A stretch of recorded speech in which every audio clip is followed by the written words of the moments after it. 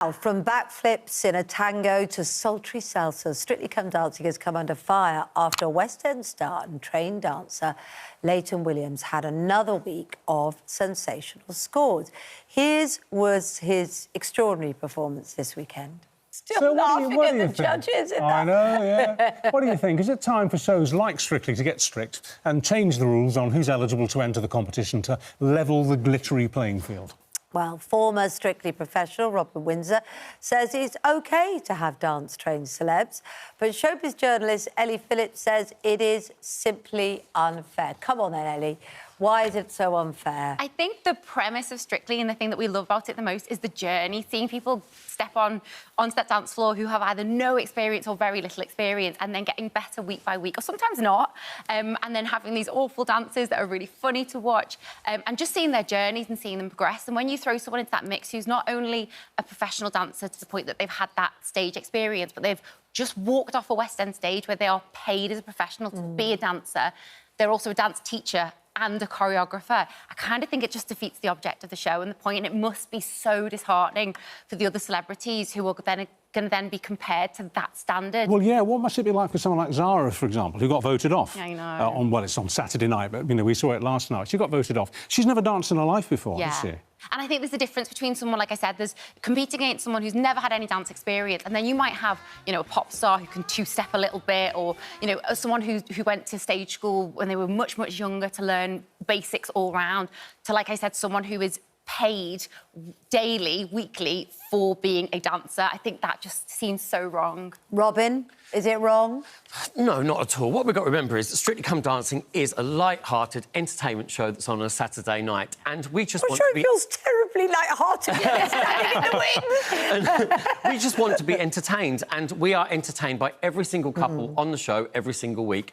And it's that age-old argument, should people have experience when they go on to Strictly? And somebody is going to. Most people have danced some kind of dancing within their life. Layton, of course, he has had a lot of dance experience, but has he been the best every week? No. Has he been the top of the leaderboard every week? No. And for me... But he's not been in the dance-off. Not yet. But he may be. But for me, as Ellie said, it's about the journey, and everyone has a different journey. And I've always said that I think the winner of Strictly should be the person who improves the most throughout the series, and then everybody's got that same opportunity to improve. Well, if that's the truth, well, can I just say, in answer to that, actually, then, I think that Zara improved quite dramatically over the last 6 weeks, 5 or 6 weeks. And if you're looking at the arc of her improvement, I think it was sharper than his, actually. Perhaps, and I actually agree with that. She had improved a lot. Christian and Lauren, another example of people who are improved. For me, he's Mr. Strictly. Lauren, incredible professional, and you want to see that growth. And of course, there's come down to that ability, and yes, Layton does know how to perform. On the other side of it, I'd like to see him in hold a lot more. He's great at doing stuff that would be seen on the West End, side-by-side choreography. The hardest thing for him is to be able to get into hold and ballroom hold, like on Saturday night when he did his tango. It needed to be much further back and things like that. Right, so he is flawed, but I guess what it gives him is the confidence to perform, because he's done that.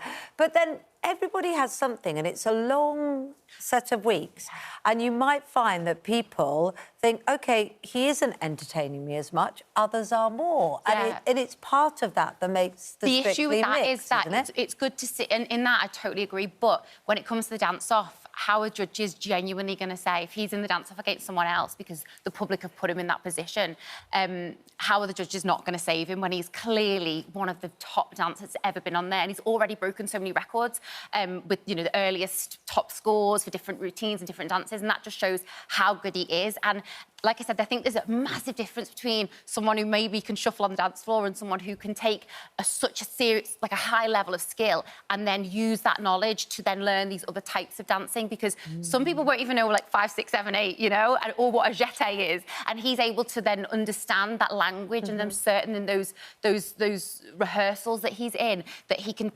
understand much more than someone who's like, what's a pointed foot? I've never done a pointed foot before. It's definitely a plus to be a trained dancer. I don't think we can deny that. But should they be banned from Strictly, Robin? Absolutely not. They have just as much of a hard task as someone that's never danced, really.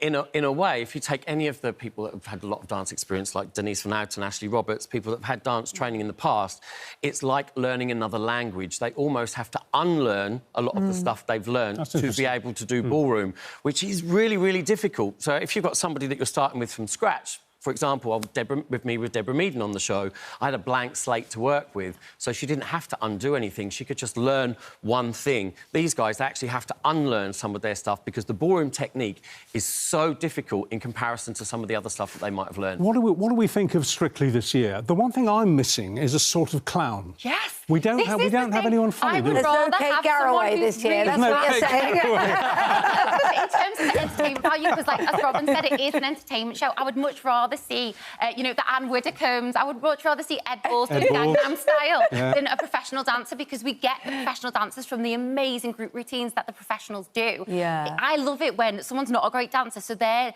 partner has to think way outside the box and come up with something where maybe they're not doing a lot of technical dancing, but the performance is so entertaining.